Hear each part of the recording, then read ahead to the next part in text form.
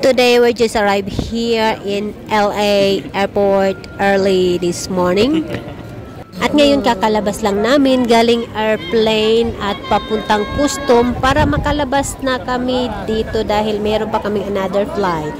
Makarating na kami sa custom, ang daming tinatanong, hinihingian pa kami ng picture at saka fingerprints bawat isa sa amin.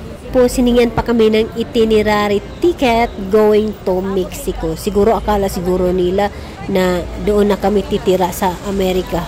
At nang makalabas na kami, we're asking where we should go for our next flight going to Mexico.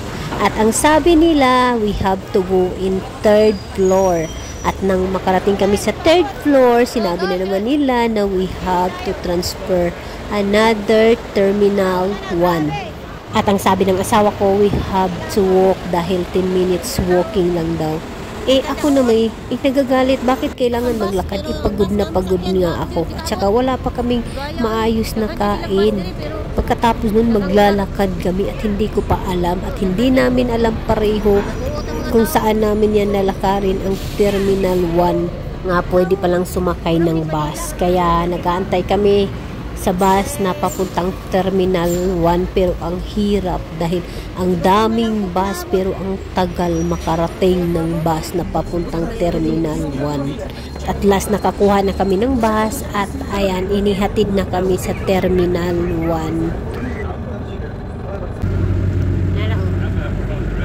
LA. Dumating kami dito 7 in the morning and we have a flight tonight. It's about 11 p.m. Hello guys, nandito kami ngayon sa LA Airport Terminal 1. So, ayan, medyo tahimik dito. Kasi yung flight namin, it's connecting.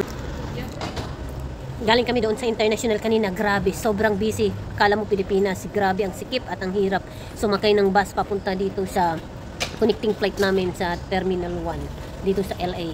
At gutom na gutom kami kasi alam nyo na walang kanin. Tapos yung pagkain namin sa airplane hindi ko kinain kasi nagsawa na ako sa kakain ng bread. Pero kung alam ko pa lang hindi ko tinapon yung pagkain ko kasi pagdating dito sa Terminal 1 grabe wala. Ito lang kakainin namin. Tapos tubig. Ayan, nakakagutom dahil dapat sana yung terminal dito may mga kahit maliit na restaurant lang naman. Grabe. Ito worst na terminal, masasabi ko talaga. Grabe guys, ito lang kakainin ko hanggang mamaya yung flight namin 10 o'clock pa ng gabi.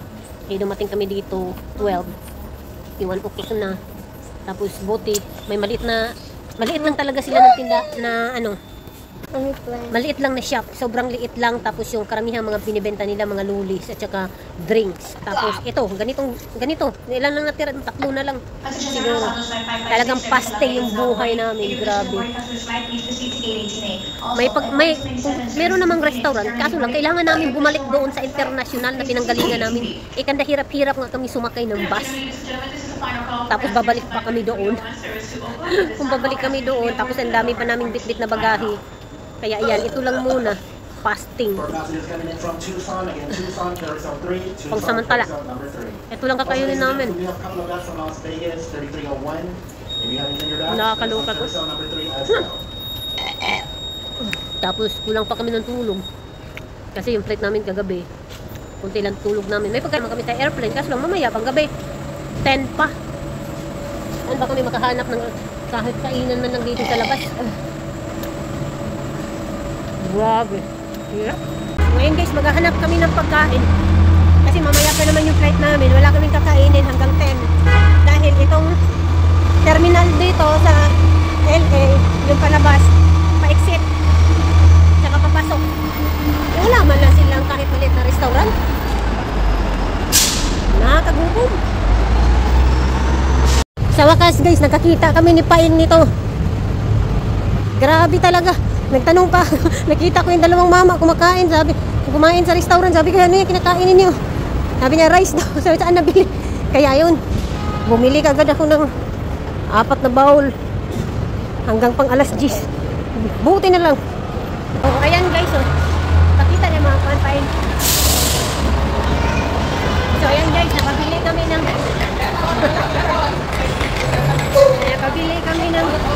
kakainin namin. nakikita talaga kami. Gutom na gutom talaga. Ayan o. Ang layo pa nilalakaran namin kasi Terminal 1 yung pupuntahan pa namin. Tapos Terminal 3B kami. Galing, pinunta namin. Nilakad, pa-uwi. Papunta, pabalik. Ay, thanks God. Ayan o. Amo ni mga homeless sa Amerika o. Nagigda dari sa airport. Na homeless na rin doon sa Amerika. Hello guys, mga homeless sa Amerika. Mga ni homeless dari sa Amerika sa airport. Taga-Australia man ni sila nga homeless. Na dari gahigda. Hello. Bitaw nagpaabot mi sa mong flight, connecting flight ra man god. Kay di na mi maglaag-laag diri sa Amerika oy. Kapilagan man diri dapitan. Ako puligig dami tulungon na ba ko. Katapos lang namin kumain, kahit gaano katagal yung paglalakad namin, at least nakahanap din kami ng mabilhan ng pagkain. Kaya yun ang pinakamahirap pala dito sa airport sa LA dahil hirap kang makahanap ng restaurant na pwede mong bilhan ng pagkain, lalong-lalo na pag kakarating mo lang ng airport. Siyempre, gutom na gutom ka.